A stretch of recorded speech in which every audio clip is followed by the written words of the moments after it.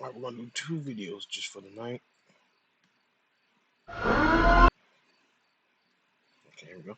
CJ the Champ was 2 days ago.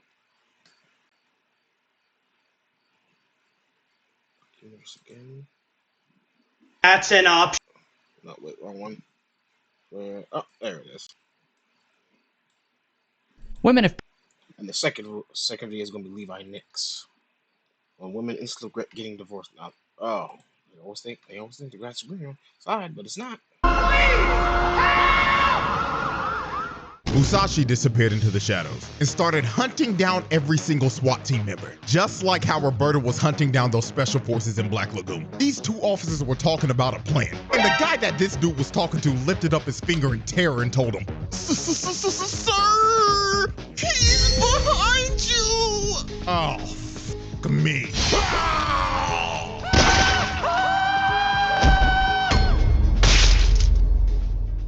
All right, ladies and gentlemen, I know it's been a minute since we've done this, but welcome back to the Forbidden Files, the series where we go over the cases of some of the biggest threats to society in fiction. And today we will be taking the second look at the greatest swordsman in real life history who technically got isekai'd into the Baki universe for shits and giggles, Miyamoto Musashi. Now I'm gonna let y'all know this before we even get started. This is one of the nastiest part 2s I've ever done. All I'ma say is that we went from having random street fights to becoming a national security threat to the entire country of Japan. 5-star wanted level and everything, bro had to go. So without further ado, case 1. Domesticating a caveman and assaulting Albert Einstein. So Albert Einstein told the authorities to go in the sewers and find the legendary fighter of the Ooga Booga style. And that legendary fighter is, of course, Pickle. So the authorities went into the sewers and dumped gallons of chloroform so they could knock Pickle out and transport him to Albert Einstein. So when they delivered Pickle to Einstein and he started to inspect his body, Tokugawa pulled up with Musashi behind him. And Musashi did not waste a single second when he saw Pickle. He walked up to him immediately, lifted his hand up, and slapped the shit out of him. And he didn't even stop with one. He winded his hand up one more time, 5 fingers out in full open palm, and slapped the taste out of Pickle's mouth. So Musashi tells everyone that he was just trying to wake him up. And he was impressed that Pickle took 2 slaps to the face and didn't even flinch. So to really make Pickle wake up, Musashi tried to slit Pickle's throat. And this finally got him to wake up. So when the legend of Ooga Booga awoke from his slumber, he looked dead at Musashi. And his first instinct was to eat this nigga. So he lunged in with the Ooga Booga bite. But Musashi shoves his hand in his mouth, then proceeds to cut Pickle like 50-something times. But since Pickle is literally built different, none of Musashi's strikes actually cut him. They only bruised him. So after their first confrontation, they decided to change stages and go to a testing room that could withstand the fight that they were about to have. Now, Albert Einstein was not about to let this happen because he thought that these two were such great scientific achievements that having them fight would be a detriment to science. So this nigga pulls out a Glock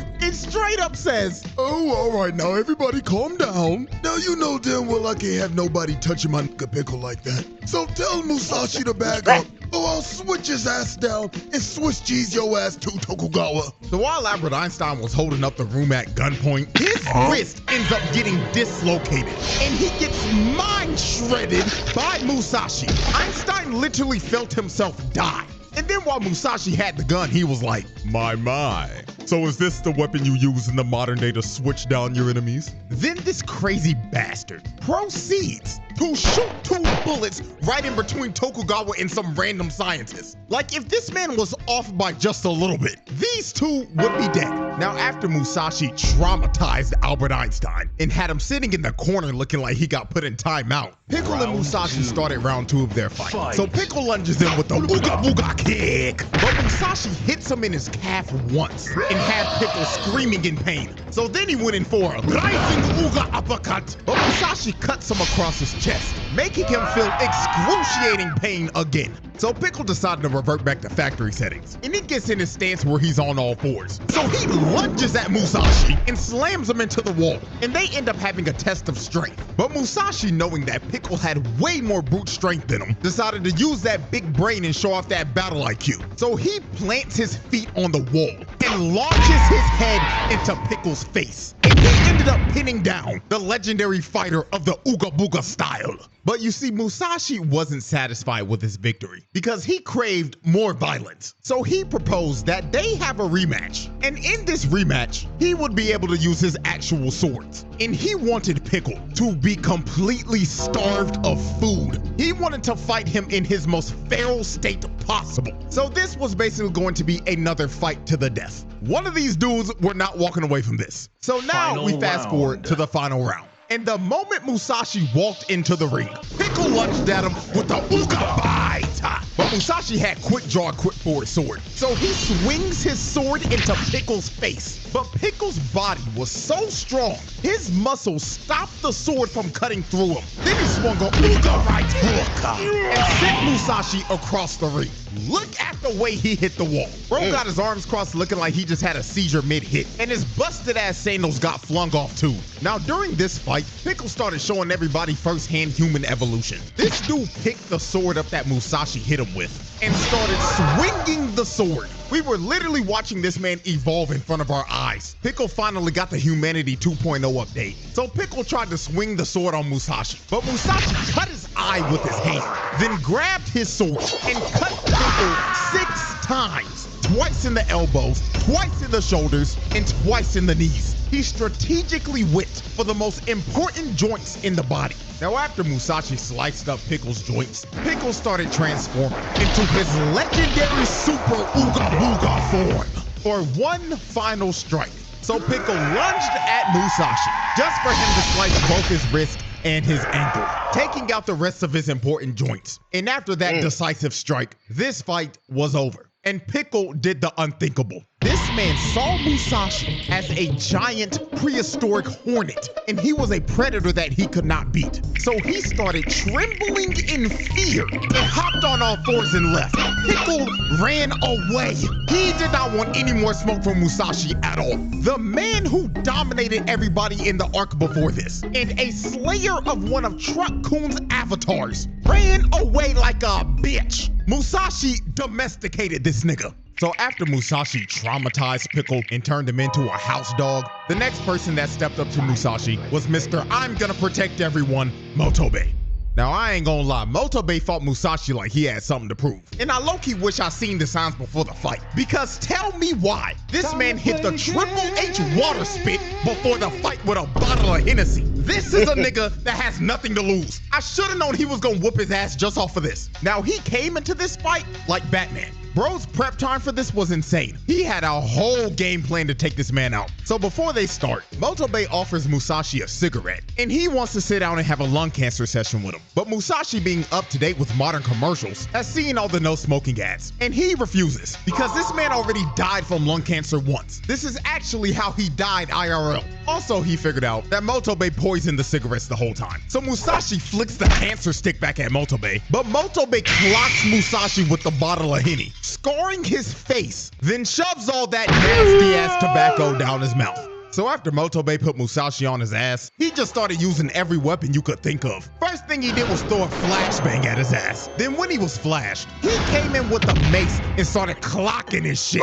He hit him so hard he lost his back teeth. So after he was done beating his ass with the mace, he pulls out a short spear and lunges in at him and tries to shank him. Now Musashi cuts the spear in half, but Motobe countered and kicked his teeth down his throat. Then he pulled out brass knuckles with some spikes on them and rocked him with the right hook. Motobe was whooping that ass. He actually had this man Musashi sweating. Now while Musashi looked like he was knocked out on his knees, he ended up slicing Motobe down the gut. But Motobe, with all that Batman prep time, planned for this if it ever happened. Because under his clothes, he had a whole set of chainmailed armor. So even though Musashi still cut through it, it weakened the blow. So since Motobe's whole torso was wrapped in armor, Musashi tried to go for the weakest parts of the body. So he sliced Motobei's wrist and basically severed his hand from his arm. His hand was hanging on by one muscle fiber. Then he took his ankles. Then after his legs gave out, Musashi cuts him right down the shoulder blade. But while Motobei was on critical health and 1 HP,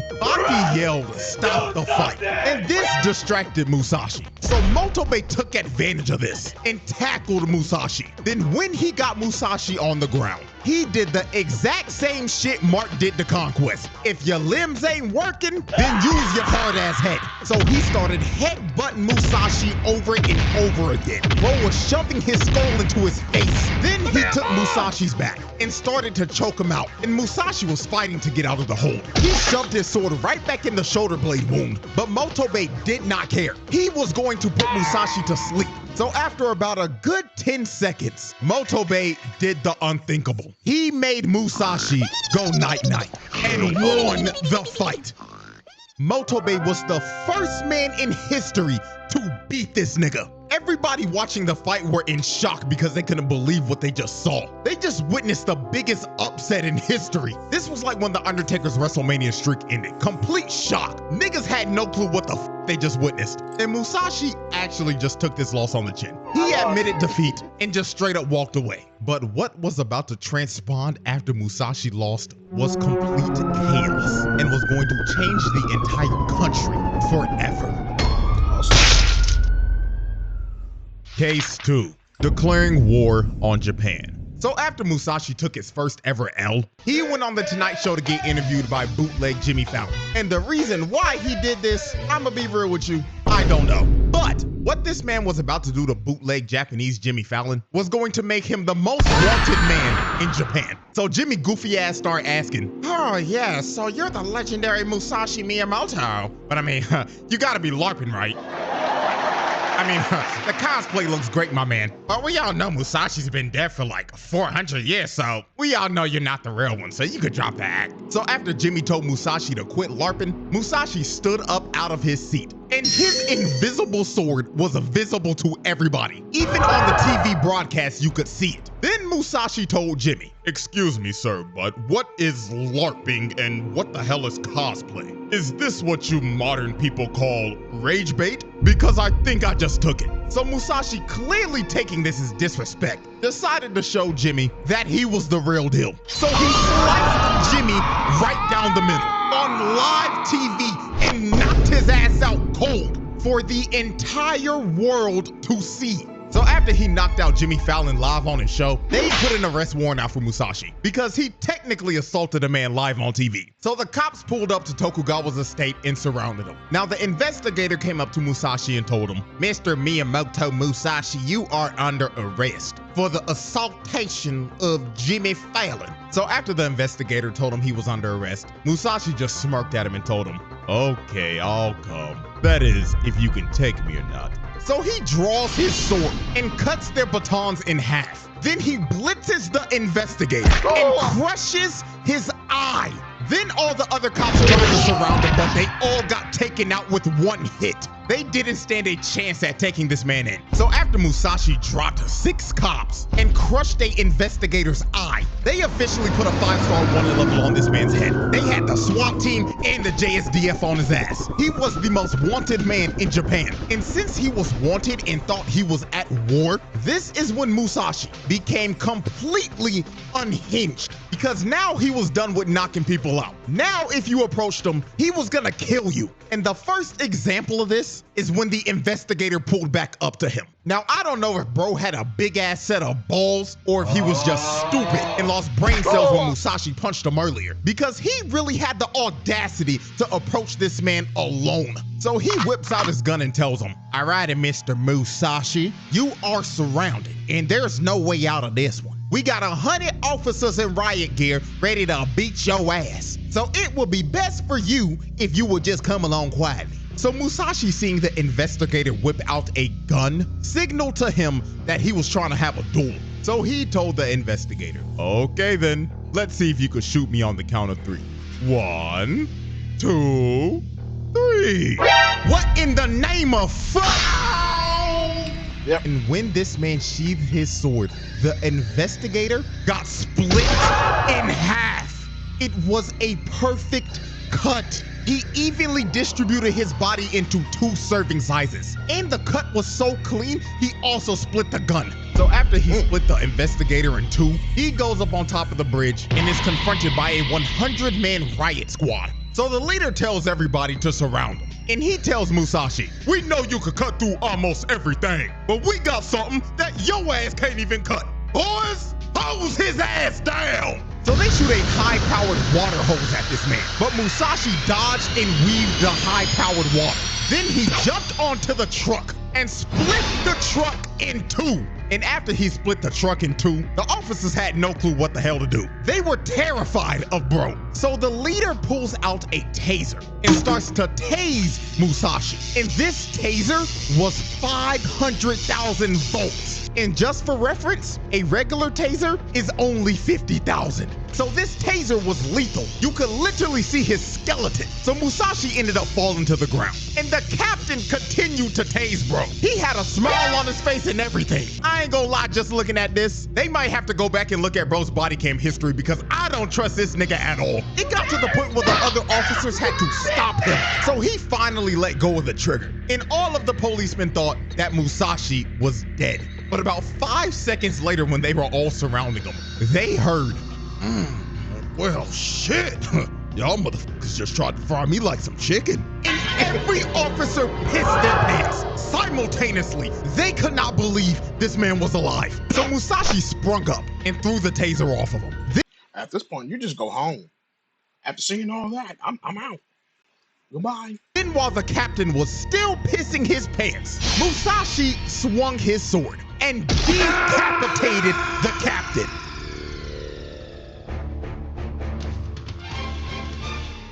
Bro went out in one of the worst ways I've ever seen somebody go out. He pissed his pants and got decapitated at the same time. His legacy in that police department is cooked. They all gonna remember Bro's last moments was him pissing his pants while getting beheaded. So after all of this happened, he went up to this one trooper, and to assert his dominance, he cut a riot shield into pieces. Then after he shredded the dude's riot shield, he told all the other officers, "Pick up your dead and get the hell out of my way." And guess what all those 99 troopers did? They were good boys and did exactly what he said. They picked up the dead captain and got the hell out of Bro's way. They Smart. just let him walk because they knew they couldn't do anything to stop him. So after they let Musashi go, the Prime Minister of Japan decided to deploy everything at this man and just lock down the whole city. Because Musashi at this point was considered a Avengers level threat. He had to go. So they pulled up on him with a bunch of armored trucks and choppers. But all this man did was smile because he was excited that he had the opportunity to test his swordsmanship against the modern army. So Musashi disappeared into the shadows and he started picking everybody off like Roberta did to the special forces in Black Lagoon. These 2 officers were talking about a plan. And the guy that this dude was talking to lifted up his finger in terror and told him, "Sir, he's behind you." Oh, fuck me.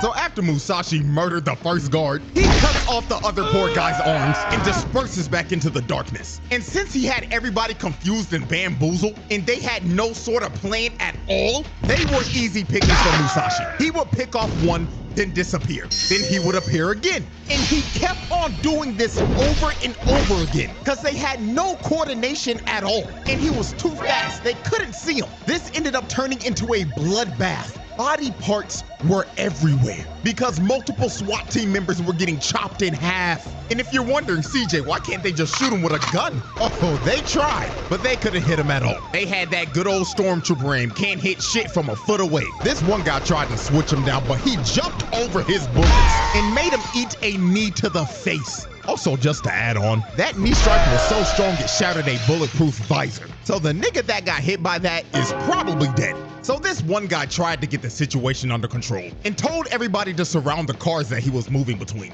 But out of nowhere, Musashi appears on top of the car and jumps down and slices the commander in half. Oh, shit! So after Musashi cut the commander down, he yelled to everyone again, collect your dead, mount your chariots, and leave. And guess what they did? They were also some good boys. They all ran away, got in their armored trucks, and left because they valued their lives. They was not about to throw their life away like everybody else. And just off of this scene alone, this man took out like 5 SWAT team squads, bro. So after Musashi dismantled the police force, they came to the conclusion that their best option to stop Musashi was to rely on a 20-year-old that looks like he's 40. They begged Hanayama to fight Musashi because they knew he was durable enough to take multiple sword swings. So Hanayama confronted Musashi in Shibuya. And since this is a Baki universe, you know every single NPC stopped what they were doing to watch this fight on the side of the street. So big body Hanayama charged up his first punch and threw it right at Musashi's face. And look at this impact. He literally indented his whole fist into Musashi's face before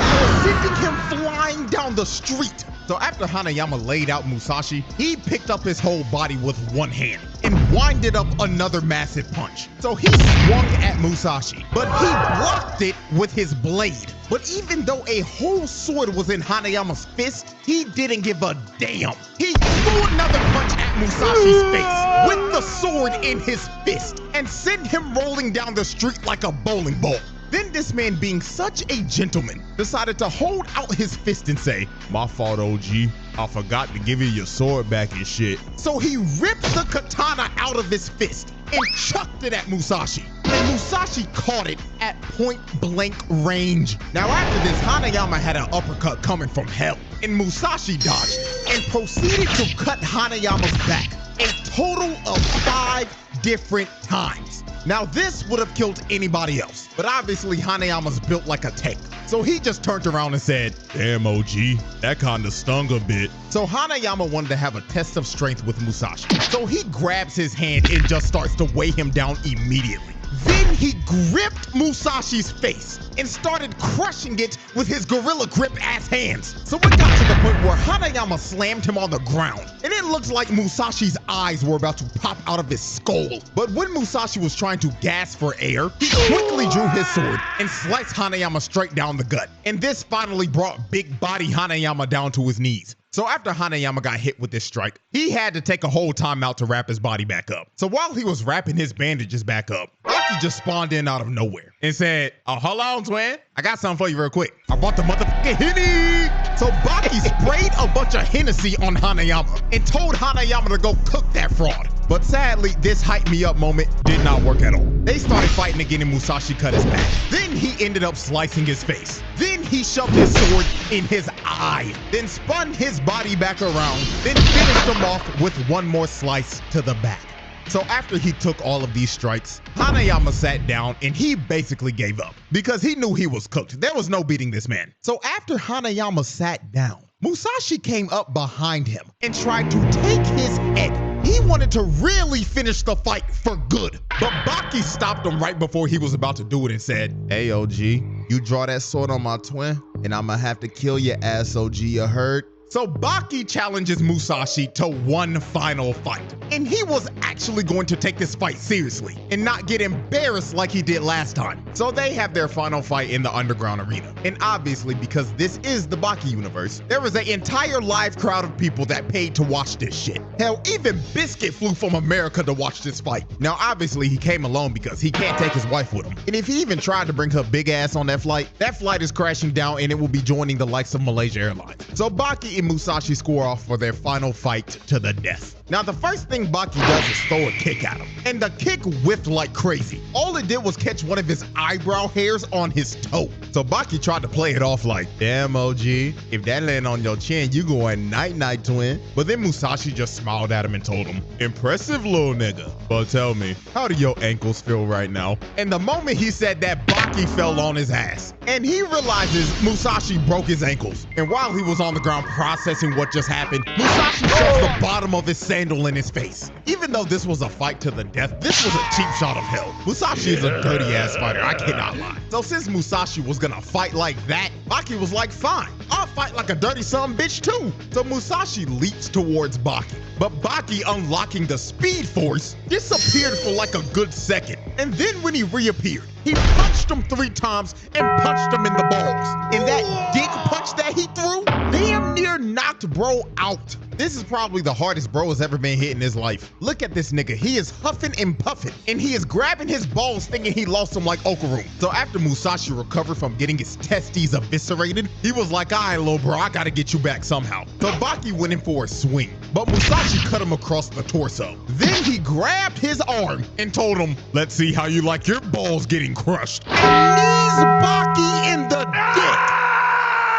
I ain't gonna lie to y'all, when I first watched this, I low-key felt the pain of this shit through the screen. Like, look at this man Baki, bro. Bro's in pure pain. I ain't gonna lie, Baki fans, y'all might not have to worry about a Baki next generations, cause this nigga not having no kids. The Hama bloodline ends here. So while Baki was walking around holding his shattered jewels, Musashi walked up behind him and sliced him down his back, which made Baki feel his entire upper body getting cut off. Then he shoulder tackled him and sent Baki flying out the ring. So after Musashi hit Baki with a ring out, Baki recovered and tossed Musashi's sword to him. And Baki picked up the other one. So when he had Musashi's other sword, Baki started talking shit, saying he was gonna copy his techniques and slaughter Musashi. And he was doing this so he could get Musashi to act arrogant and make a mistake. So he threw Musashi's second sword at him. And Musashi, being an arrogant bastard and wanting to farm more aura points, catches the sword with his bare hand. And this was the opening that Baki was looking for, because both of his hands were occupied. So he kicks Musashi in the face, and he kicked him so hard, his soul left his body for a good second. So after Musashi's soul returned to his body, Baki went in for his last strike. Now Musashi caught the blade again with his bare hands, but that is exactly what Baki intended to happen. Because when Musashi was distracted, he gets ambushed by the old freaky ass lady that put the soul in his body in the first place. And she starts to suck the soul out of Musashi. Nigga, this shit nasty. I ain't gonna lie, I can't even commentate this part, bro. I'm getting nauseous just looking at this shit on my screen. So after the freaky ass old lady sucked the soul out of his body, she started doing her voodoo shit like and she releases Musashi's soul, finally putting it into the terror that she brought into this world with her freaky voodoo shit. And they put Musashi's body in cryostasis. Now you're probably wondering, why are they not burning this nigga? Why are they not burying him? Because these dumbass scientists in Tokugawa's bald ass decided to preserve his body for the name of science. Now cool, this is a great science experiment, but what's gonna happen if a freaky witchcraft voodoo nigga breaks in and decides to put Musashi's soul back in that body? Then everybody's gonna be he gonna come back like Thanos and say, you should have gone for the head. Because these niggas decided to keep his body. I am 99% sure that Tokugawa and these scientists will make great friends with Cecil. Because the one thing they got in common is not finishing the job. Yeah, 100%. And with that, ladies and gentlemen, that is the end of the Musashi Files. Unless they bring this man back with more voodoo magic. And if they do, then God help everybody in that universe. That whole police department need to pray, Albert Einstein need to pray, and Jimmy Fallon ass, because if he interview him again with all that rage bait, that might be the last interview he ever does. Their best bet is probably offering up the entire economy up to Yujiro and telling them, here nigga, damn, here's everybody's tax dollars, now please save us. Because he the only chance they got. But with that being said, this case is closed. And I will see y'all again soon for some more Forbidden Files.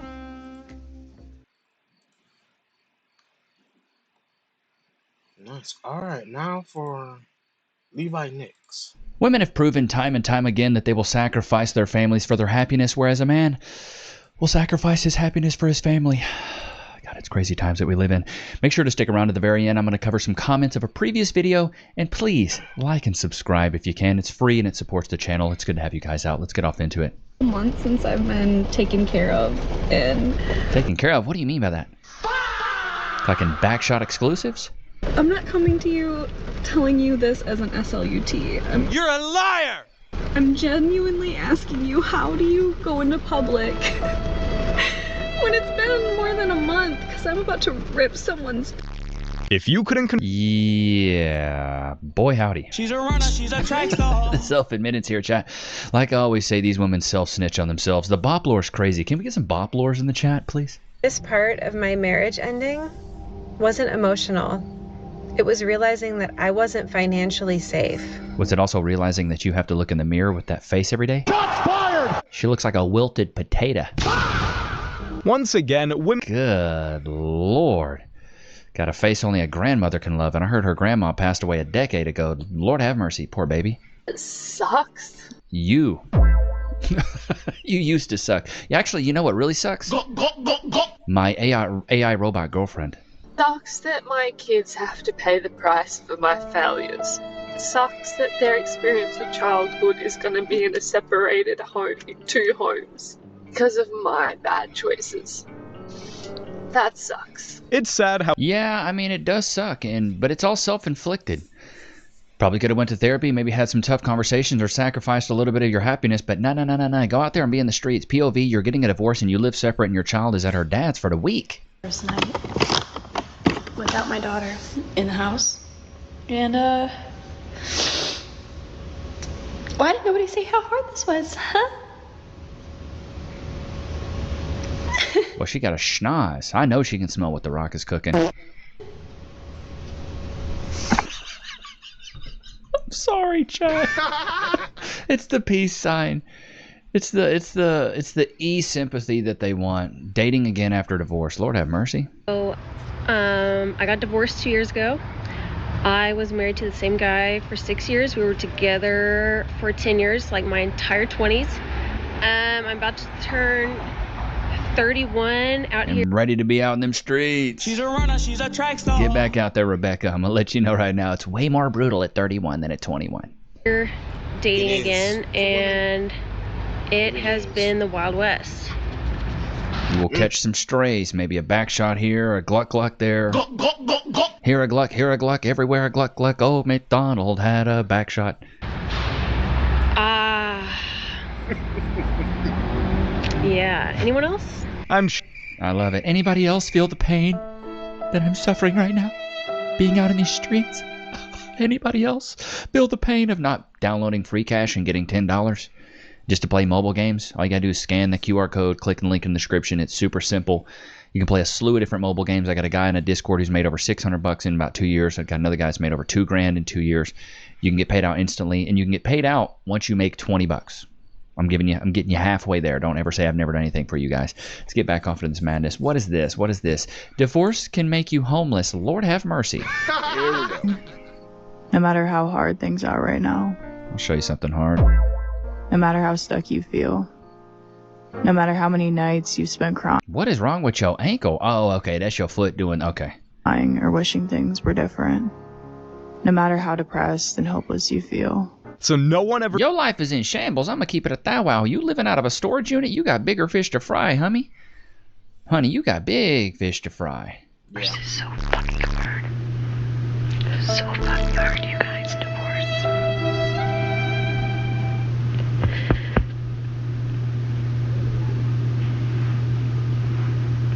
I'm gonna be okay. Keep telling yourself. You know what I'm saying? It's all self-inflicted. It's like cutting both your legs off and complaining about how hard it is to be a paraplegic. You cut your own legs off. It's like cutting off your own hand and being like, it's so hard to be one-handed. Yeah, Hook, Captain Hook, I know it's tough. But you did this to yourself. How can anybody feel bad for you when it's something that's self-inflicted? Women initiate 75% of these divorces anyway, so you did it to your frickin' self. So a few weeks ago, I posted that my son didn't want to come home with me anymore, probably because you're a bad mom. A few weeks ago, I posted that my son didn't want to come home with me anymore, that he asked me that he wanted to live with his dad. And I was very hurt. But then, Yeah, the septum ring and the nose ring. Go ahead. It tells me everything I need to know. and I had time today to come and see what they do after school and why he wants to be here so bad. And this is what I see. He's having a good time. Your place sucks. Wow, dude, that is a... So if I was a 5-year-old, of course, it makes sense. Dad. Yeah, instead of just sitting there with you while you read your smut novels and drink wine. Shocker, he wants to be around other kids. Lord have mercy. Looking like a bowl of plain...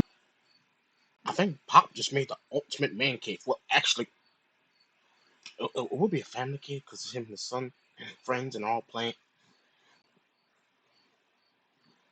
Dude cave. Yogurt. So, yeah. What do we got? I don't know. Have one of those days where you talk to somebody and it brings back so many memories and you just want to cry. Here's a thought. What? Did you talk to the scale? Big bag, big bag. I don't know where your back ends and your neck begins, baby girl. Goodness gracious. I told my husband I wanted to be separated from him, and people keep saying sorry, and I'm only crying right now because that was probably the hardest thing I've ever done. I truly thought I was gonna be with him forever, and I still love him so much, and I wanted it to be different, but it's not. It's okay to be upset. This is 17 years of my life we're talking about. Somebody I shared children with, who I built a life with. So yeah, say sorry, but also say congratulations for also being really strong. So strong. Doesn't this face just exude strength? That's a face of strength there, chat. I don't know about you guys, but that is strength. That is confidence, strength, valor. You know what I mean? No one talks about this part of separation. You know what really sucks is looking at yourself in the mirror every morning. Sorry, I'm coming out of left field here. She might be an ally. finding out that your husband, who you not even filed for divorce. I know who she looks like. She looks like the adult version of Cindy Lou Who. Shots fired! There it is. I had it there. In the medulla oblongata. It was back there. Divorced from yet is, and it's been a month since he left your house, and you find out that he's actually going out on a date tonight. No. He's moving on with his life? Are you kidding me? How dare he? We haven't Not want to just sulk and drink wine. even filed for divorce yet. Baby girl, you've been replaced. Is that normal? Yeah, if it's over, it's over. The paperwork's just a formality at this point. If y'all separated and you already ready to move out and be dead and gone, he's moving on. Exactly. Do men do that? Like, yes. Somebody answer me. Men, women, I don't care who it is. Somebody just answer the question. Is that normal for people to... Women typically cheat. Gotcha, bitch! That's what they do. Women would just typically cheat. He moved on. If the relationship was over, why are you mad he's moving on? You're getting a divorce from him anyways. Who cares? What's your deal? Anyone says, but you do not know your husband until you're divorcing him as a stay-at-home mom. Until you've seen him look at you and go, you're gonna have to get a job now, you're gonna have to pay for it. Or what makes you think you're gonna get custody of the kids since you haven't worked in 10 years? You won't know who they are until they cut off all your resources. You don't know who they are until you see them shut off the electric bill because they're mad that they lost control over you. You can't really talk about it. What? Golly, professional victims. Give this woman a freaking medal. Give her a medal of honor here. Sad about it. And I don't know if it's about him necessarily. Lip ring, septum ring, nose ring, the trifecta, chat. Really, like him, or if it's just because, like,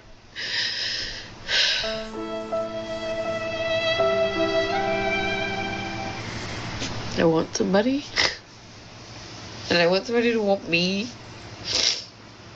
You had that, and you squandered it. Yep.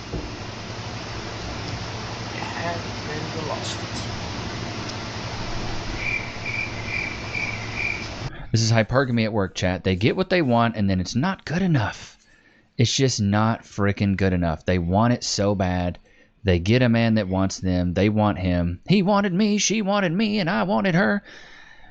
They get that, and then it's still just not enough. It's hypergamy at work. It's hypergamy at work. Oh, Lord have mercy. Van Til, are you contesting the discontinuation of the spousal support? To an extent, I feel that I was pretty generous back when I let him off on over $12,000 in arrearages at the time. I'm willing to drop down to $500 a month, but say another 3 years. Mr. Van Til, what's your position on that? No, I disagree. You know, here's the thing. Typically, once a party remarries, I mean, that's a change in circumstance that warrants the cessation of payment of spousal support. And the whole idea of spousal support is that you don't have the assistance of your marital partner anymore to support you. And when you get remarried, that's no longer the case. For that reason, the court finds that the spousal support should cease. How delusional do you have to be? Wait, this blob of a human, this Jabba the Fett, what is it, Jabba the Hutt looking, got remarried and wants her. Good Lord, the audaciousness. They must be selling Audacity at Goodwill. I got divorced and moved from a giant house to a small apartment. Something embarrassing, okay? This is really for the ladies. This is for the women who are getting divorced. Guys might get at me. This isn't really for you. This is about going from the big, gorgeous house to renting an apartment, which was my reality.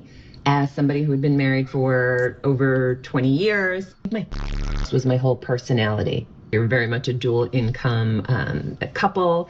This divorce was going to come with both of us now living in other places. I think I was so attached to that identity that I was terrified about what does this mean when I don't have this anymore? What does this mean for how successful? That means you're a loser older woman with a one-bedroom apartment. That's what it means. I'll just keep it a buck with you. That's what it means.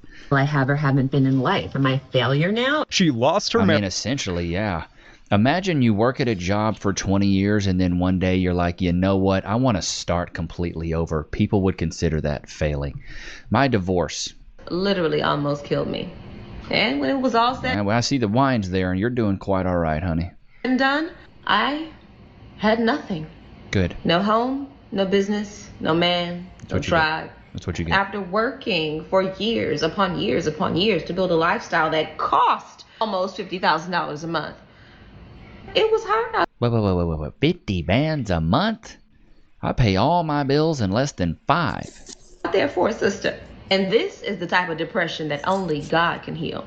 When He has given you Don't bring my God into this. every single thing materially, but inside, you're totally broken. And that was the beginning of the end for me.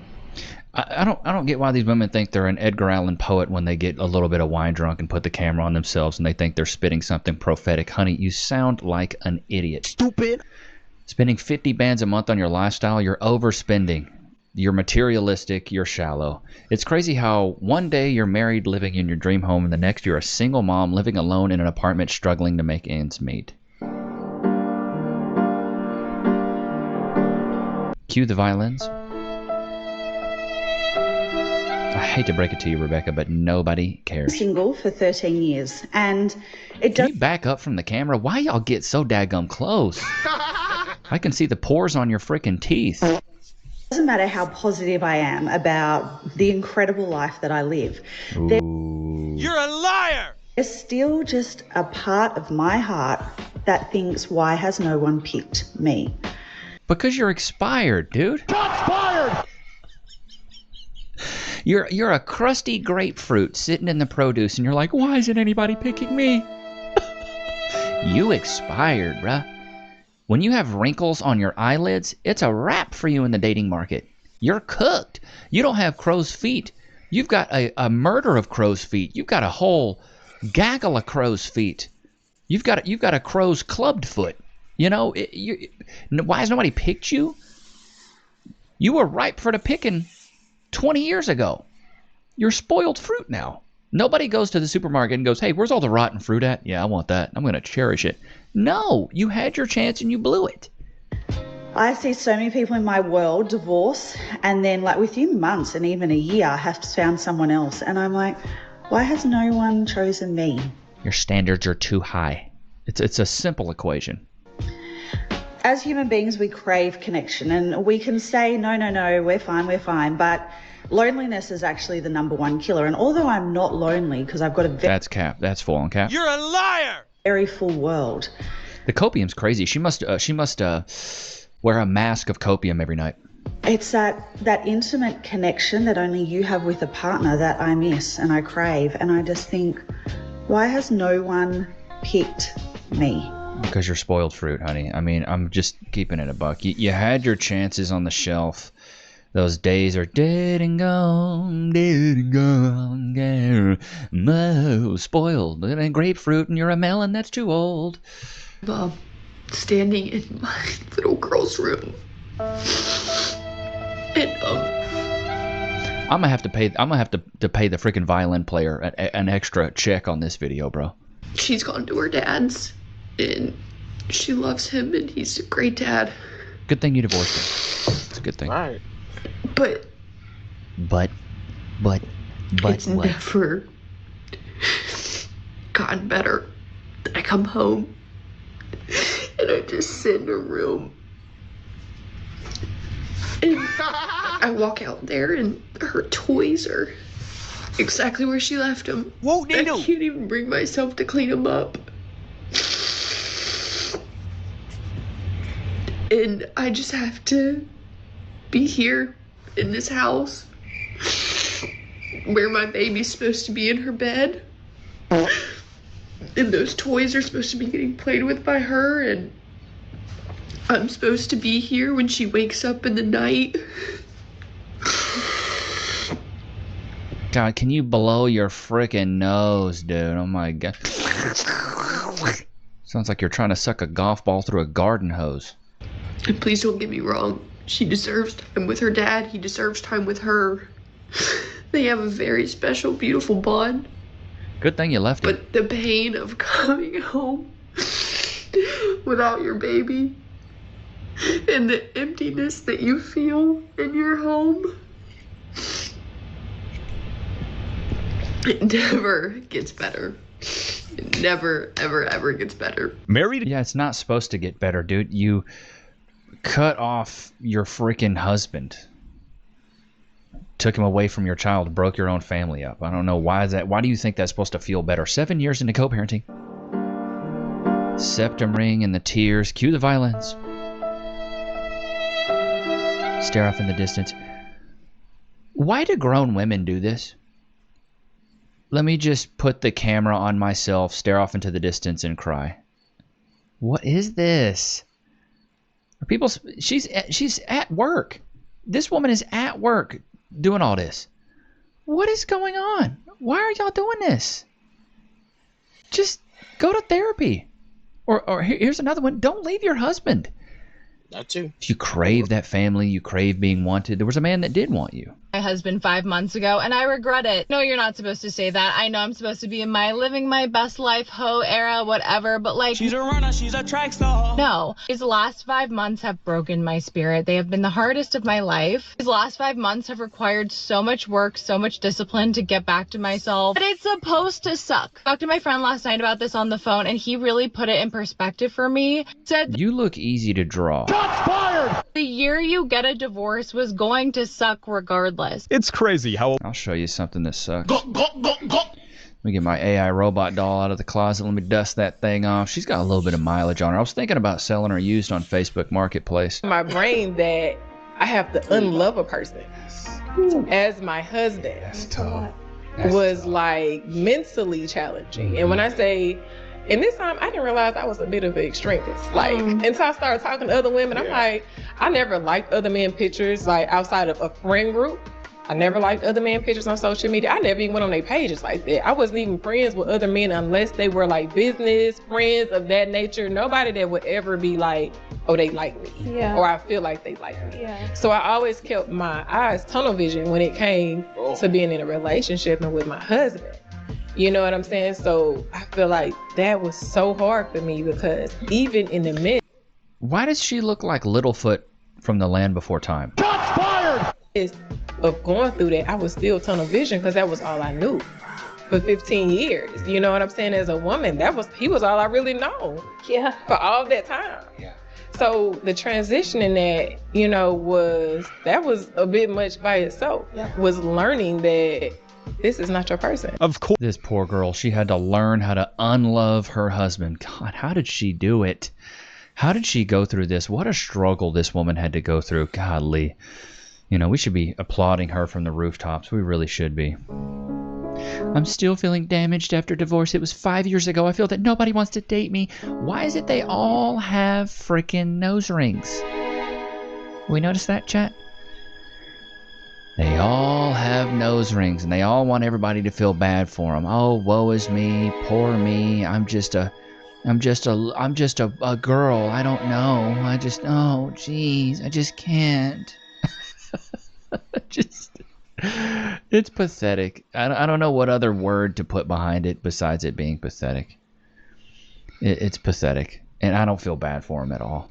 So there are some crucial things that people don't talk about. What do we got? Double nose ring. Lord have mercy. Some crucial things that people don't talk about after you go through a divorce. The fact that the quietness and the emptiness in your home when you don't have your spouse or your children is deafening. You have to really get comfortable with being alone, and it's very uncomfortable. You quickly realize that you are now the center stage of all conversation in your friend group because you're now living this wild and fun life because you're no longer attached to anybody. And I don't know about you, but I spent a lot of my time crying and eating pizza and drinking wine in the bathtub. Being shocker. Single is glamorized in today's society, and people are saying, yes, good for being single, and you should really, really just enjoy it. It's so freeing. When really you lost your purpose because you've been supporting this person for X amount of years and supporting their aspirations and their goals and their dreams and their desires, and you lost yourself along the way. So now it's beautiful. You get to find yourself, but it's hard to sit in that and be like, oh, who the fuck am I? Find yourself. Dude, these are 30-something-year-old women that look like Earthworm Jim. Shots fired! Talking about, I get to find myself again. Are we serious? You find yourself in middle school. You find yourself in high school and maybe even college. Then once you become an adult, you kind of figure things out. You don't find yourself in your mid-30s eating pizza and drinking wine. Choosing to be divorced and the adult kids choose their dad's side is the most painful hurt a mom can go through. What? Okay. Oh, good golly, they want the guy that's logical and not emotional. Shocker. You know what I mean? One of the hardest moments as a single parent, seeing your ex and their new partner playing happy family with your kids. You wish that was you, huh? You wish that was you, looking like a melted candle. Shots fired! Poor baby. Looking like aged milk, this poor honey. You had your family. You wanted to be solo dolo. There you go. When you're broke from a divorce and get a collection calls nonstop, we have to have fun, I guess. Got the pack of parliaments out there. No. Hello. No. Can I talk to the owner? Yes. Can I talk to the owner, please? Yes. Hello? Sorry. I can't hear you. I love pancakes. I can't. So you're broke and... Good freaking Lord. There's a grown woman acting like a straight freaking child. This is from yesterday's video. She laughed at him until she found out who he was. Somebody said her IQ could freeze water. You guys like that one? I tried with that one. She's shaped like the aliens I used to draw in 3rd grade. You like that one too? Dude, I'm trying to come up with some good stuff for you guys. I really freaking am. A black belt in simp jutsu. Real women don't need a nanny. Lack of loyalty, more like lack of morality. May the door hit you where the good Lord split you is the funniest thing I've heard all week. You're welcome. Dude, that's what my grandpa used to say that. My mom used to say that. You trying to leave, let the door hit you where the good Lord split you. Dads don't get enough credit, honestly. There are good mothers out there, but it's crazy how many moms I've seen that want nothing to do with being a mom. Like I said, women will sacrifice their families for their happiness. Dad on the radio show like Shaq. Mom on the radio shooting free throws like Shaq. I let my woman walk in front of me as a meat shield. I call my woman a meat sheath, but, pork sword is what she always wants. Simp jutsu, the money, his money. Clanker spanker, shaped like the aliens I used to draw in 3rd grade, bless her heart. Robo woman, have 0 body count. I'd buy that man a beer. Girl, I'll buy all the food, you cook it. Men are simple creatures, yet women refuse to understand and hate them for it. Women are complex, but men love them despite not understanding them fully. Women understand each other and they hate each other. The irony is wild. When your girl asks you any question with the format, when are you going to XYZ? The answer is, when you deserve it. Lol, Levi committing to the track star voice for the whole ad. Shoots fired. The Chad train will always be undefeated. Dog mom, this is your jury pool. Your neck bone connected to your clavicle bone. Shooting shots. The brother is spot on. I would have taken her to the cemetery. My G, the sound effects are hitting today. The Gluck Gluck 9000 got me messed up. Simp Jutsu. Loki over here. Oh, that had me laughing. Simp Jutsu. Never mind, she's an ally. Robbie, sometimes I'll be shooting shots at allies. It's my bad. Your dog in the back is like, what is this guy talking about? The porta potty where you poop on your body. The first chick with glasses walks like Roger from American Dad. Inspirational ending. Levi, you're goated, man. I had to pause. What the F kind of head shape is that? Oh, snap. I need the PNC as well. I'm here for outro song Forehead. You like that? Oh, Levi writes the nicest bedtime stories. The best transition from Super Gluck Gluck 5000 to the freeze. Her IQ could freeze water.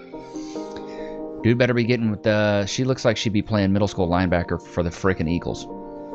I don't know what it is sometimes with these quotes, dude. AI robots will always have better developed Kegel muscles. Oh my god.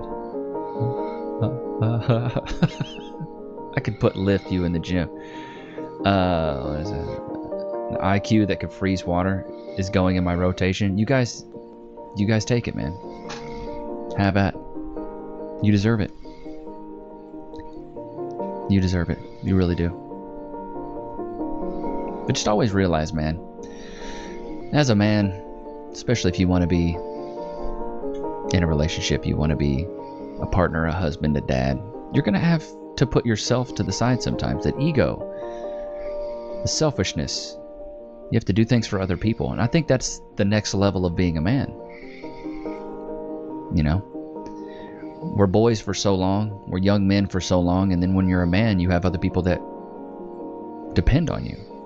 That was the biggest transition for me that I saw as becoming a man, is you can be a young man and have your own responsibilities and the things that you take care of with yourself. Maybe you're dating a girl, she goes 50-50 on the bills, but until you have people that 100% depend on you.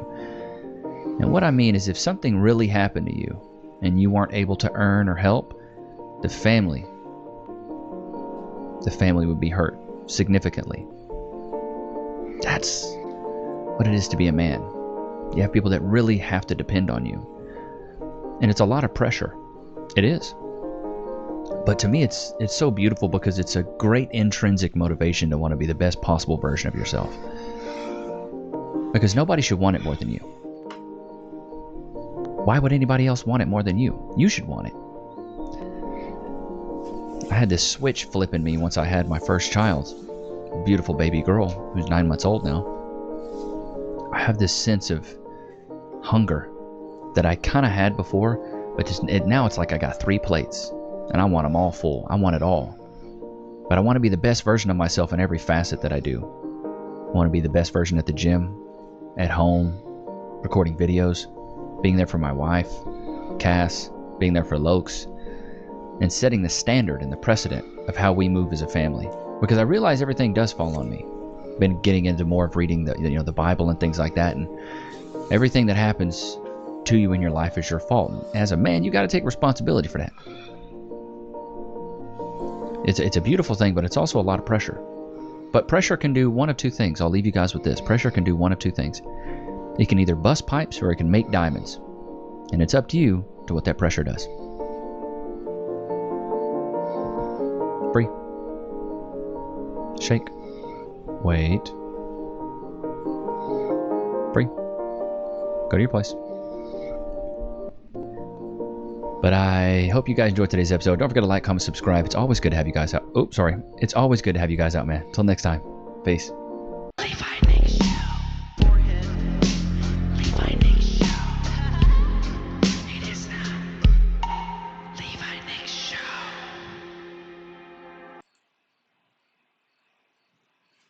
Yeah, I'm gonna call him, man. I'm starting to get sleepy.